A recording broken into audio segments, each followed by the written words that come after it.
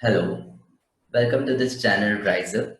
My name is Rahim Samnani and I'll help you understand the MCQs of the miscellaneous exercise of the very first chapter of Maharashtra State Board, that is mathematical logic. So let's get started.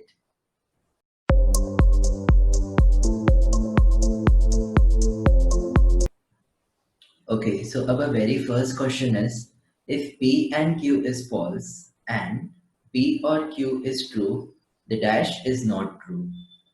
P and Q is false. अपने को conjunction का rule पता है. We know the rule of conjunction. If both the statements are true, then it is true. In all other cases, it is false. Right? यहाँ पे P and Q false देकर है. इसका मतलब दोनों स्टेटमेंट ट्रू नहीं होंगे इधर.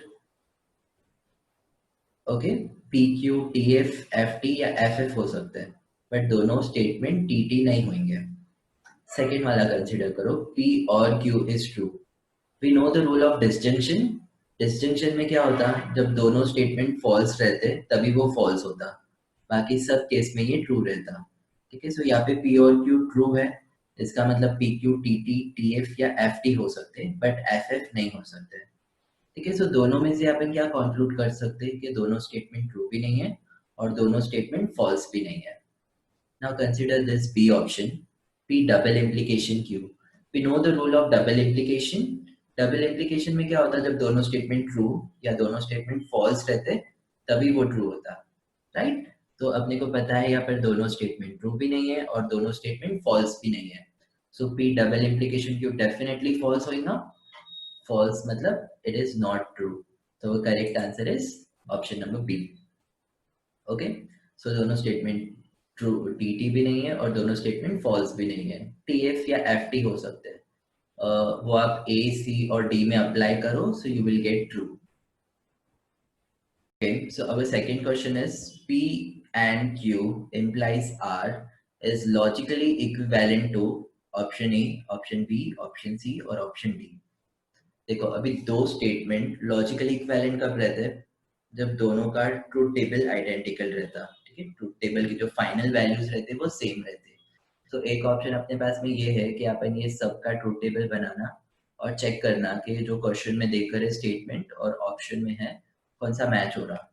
ठीक है, but it's going to take a lot of time because there are three statements मतलब 8 values. Okay, so it will be very long. तो अपन एक दूसरा will go by another way. आपको कंडीशनल लॉ पता है, P implies Q is equivalent to negation P और Q. ठीक है, फर्स्ट वाले स्टेटमेंट को नेगेशन दे देना, implies का और हो जाएगा और Q एज इट इज रहेगा. Okay, so we are going to use this conditional law. जो क्वेश्चन में स्टेटमेंट देकर है उसको एज इट इज लिख लो. Now consider this bracket as one statement. तो ये P implies R के फॉर्म में हो गया. ठीक है, सो अपन क्या करेंगे, फर्स्ट स्टेटमेंट को नेगेशन दे देंगे. कंडीशनल लॉ लगा रहे हैं अपन यहाँ पे. फर्स्ट स्टेटमेंट को नेगेशन दे दिए और सेकेंड वाला एज इट इज. ठीक है, नाउ अभी यहाँ पे आप डी मॉर्गन्स लॉ लगाओ. तो ये क्या हो जाएगा, नेगेशन पी एंड का और हो जाएगा और नेगेशन क्यू. ओके, अभी फर्स्ट ऑप्शन लो, P implies Q implies R as it is लिख दो यहाँ पर. Now consider this as one statement. So P implies this statement is negation, first वाले को नेगेशन करो. सो नेगेशन पी और Q implies R. नाउ ये जो Q implies R है ना, इसको फिर से आप कंडीशनल लॉ लगाओ. तो ये नेगेशन भी एज इट इज और एज इट इज ये हो जाएगा नेगेशन Q और R. ठीक है, नाउ चेक, ये और ये दोनों सेम आया. सो अब correct answer is option number A. I hope it is clear. Third question is, inverse of statement pattern P or Q implies P and Q is dash. Inverse यानी क्या होता, right hand side में देखो, P implies Q है तो उसका inverse होगा negation P implies negation Q. ठीक है, दोनों भी साइड में नेगेशन दे देना. तो अपने को ये जो स्टेटमेंट पैटर्न है इसका अपने को इनवर्स निकालना है. तो इसको पहले आप एज इट इज लिख दो. तो इसका इनवर्स क्या होगा, दोनों भी साइड आप नेगेशन दे देंगे. तो नेगेशन P और Q implies negation P and Q. ठीक है, now this is not in our option. ठीक है, सो इसको अपन और फर्दर एक्सपांड करेंगे. आप सबको डी मॉर्गन्स लॉ तो पता ही है. सो इसको डी मॉर्गन्स लॉ अप्लाई करो, so this will become negation P and negation Q implies as it is negation p और negation q. Okay, so कहाँ पर है ये ऑप्शन में? This is option number C. Okay, negation p and negation q implies negation p or negation q. So option number 3 is our correct answer. Fourth question is, if p and q is f, p implies q is f, then the truth value of p and q are dash. देखो p and q is f, p and q कब f रहता, p and q कब false होता. ठीक है, अपने को पता है कंजंक्शन का रूल, दोनों स्टेटमेंट ट्रू है तो ट्रू, बाकी सब केस में फॉल्स. तो ये टी एफ एफ टी और एफ एफ के केस में ये फॉल्स रहेगा. देखो अभी टी एफ भी है ऑप्शन में, एफ टी भी है और एफ एफ भी है. ओके, सो अभी आप ये कंसिडर करो, p implies q is f. अभी p implies q कब f रहता, जब फर्स्ट स्टेटमेंट ट्रू और सेकंड स्टेटमेंट फॉल्स हो, तभी ये फॉल्स होता. ठीक है, सो टी एफ है ऑप्शन में. ठीक है, टी एफ इधर भी था और इधर भी है, so our correct answer is T F.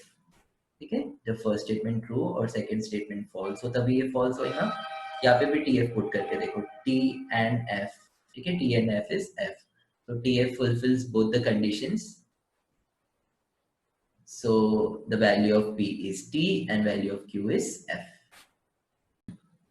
A fifth question is, the negation of inverse of negation P implies Q is dash. Negation of inverse of negation P implies Q is dash. तो सबसे पहले अपन ये जो है ना, इसका अपन inverse find करेंगे और उसके बाद में जो भी आता है उसका अपन नेगेशन फाइंड करते हैं. ओके, इनवर्स कैसा फाइंड करते हैं अपने को पता है, p implies q का इनवर्स होता है negation p implies negation q. तो ये जो स्टेटमेंट है उसको एज इट इज लिख दो. इनवर्स फाइंड करना है पहले, तो दोनों भी साइड में नेगेशन दे दो. Negation of negation p implies negation q. तो ये हो जाएगा negation of negation p is p implies negation q. Now अभी अपने को इसका नेगेशन फाइंड करना है. ठीक है, सो इसको ब्रैकेट में लिख के नेगेशन दे दो. अपने को नेगेशन ऑफ कंपाउंड स्टेटमेंट्स के फॉर्मूलेस पता है.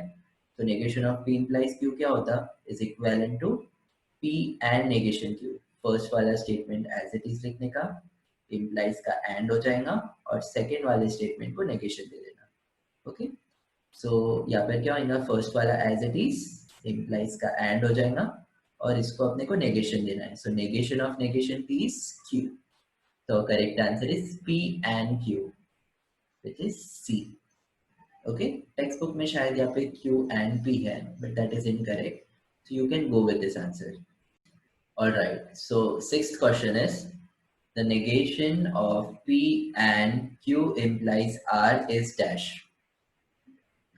P and Q implies R का अपने को नेगेशन निकालना है. ठीक है, पूरे स्टेटमेंट का नेगेशन. तो इसको आप एज इट इज लिख दो, इसको ब्रैकेट में लिख कर आप यहाँ पर नेगेशन दे दो. ठीक है, अभी आप यहाँ पर डी मॉर्गन्स लॉ लगा सकते हैं. ये नेगेशन अंदर जाएगा तो क्या होगा, नेगेशन p एंड का और ये पूरे को नेगेशन दे दो, negation of q implies r.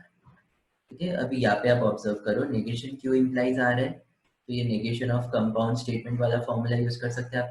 Negation of p implies q is p and negation q. First वाला as it is and negation q. तो ये negation p as it is और एज इट इज, ये होगा Q and negation R.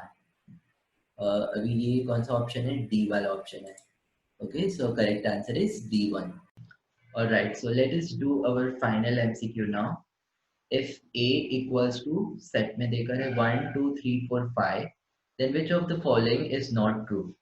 Okay, before we do this, let us try to understand. We know there are two types of quantifiers, universal quantifier and existential quantifier. Right? Universal quantifier is denoted like this और इसको अपन for all पढ़ते, and existential quantifier is denoted like this और इसको अपन there exists पढ़ते हैं. ठीक है, अभी universal quantifier में क्या होता, सब ट्रू रिया तभी वो ट्रू होता, और existential में एक भी ट्रू रिया तो वो ट्रू हो जाता. ठीक है, so look here now, option A क्या है, there exists x belongs to A such that x plus 3 equals to 8. ठीक है, यहाँ पे there exist है, मतलब existential quantifier.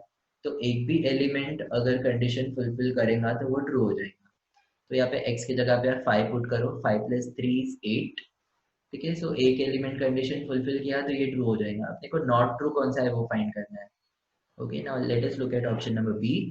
There x belongs to a such that x + 2 less than 9। There x से existential quantifier एक भी फुलफिल किया तो ट्रू। तो x की जगह पे मैं 5 पुट कर देता, 5 + 2 = 7, 7 less than 9, 4 + 2 is again less than 9। ठीक है, तो सब यहाँ पे मैं पुट कर दूंगा तो भी लेस देन 9 ही जाएगा। ठीक है, सो देयर एक्सिस में एक भी ट्रू रिया तो ट्रू हो जाता है, यहाँ पे सब ट्रू है तो ऑब्वियसली ट्रू ही रहने वाला है। ऑप्शन सी देखो, for all x belongs to a, x + 6 greater than और इक्वल्स टू 9। फॉर ऑल है मतलब यूनिवर्सल क्वांटिफायर है, सब एलिमेंट्स कंडीशन फुलफिल करना चाहिए। यहाँ पे मैं 1 पुट कर देता x की जगह पे, 1 + 6 = 7। इज 7 ग्रेटर देन और इक्वल्स टू 9? नो। ठीक है, सो एक भी एलिमेंट फुलफिल नहीं किया तो वो फॉल्स हो जाता।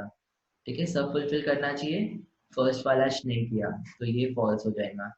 सो नॉट ट्रू कौन सा था वो फाइंड करना था, तो करेक्ट आंसर इज सी। ठीक है, डी वाला भी चेक कर लो। There x belongs to a such that x + 6 less than 10। एक भी फुलफिल किया तो ट्रू, यहाँ पे आप 3 पुट कर दो, 3 + 6 = 9, 9 लेस देन 10 ट्रू, सो ये ट्रू रहेगा। So correct answer is option number C.